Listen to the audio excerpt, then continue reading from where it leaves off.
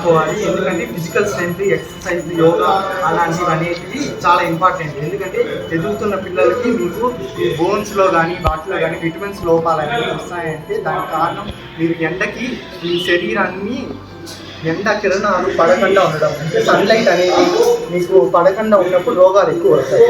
అది కూడా చూసుకోవాలి మీరు. విటమిన్ డి లోపం కూడా వస్తుంది. కాబట్టి గేమ్స్ కూడా ఆడుకుంటూ ఉండాలి. అలాగే ఇంత గేమ్సే కాకుండా చదువు మీద కూడా ధ్యాస పెట్టాలి. ఇంత చదివే కాకుండా గేమ్స్ మీద కూడా రెండు మేనేజ్ చేసుకుంటూ వెళ్ళాలి. అప్పుడైతే మీరు ఉన్నత స్థాయికి ఎదగలుగుతారు. మీరు చూసినట్టయితే మీ అధ్యాపకులు కావచ్చు, మీ టీచర్స్, మీ ప్రిన్సిపల్ కానీ ఇంకెవరైనా కానీ అలాంటి స్థాయికి వెళ్ళాలంటే మీరు బాగా చదువుకోవాలి.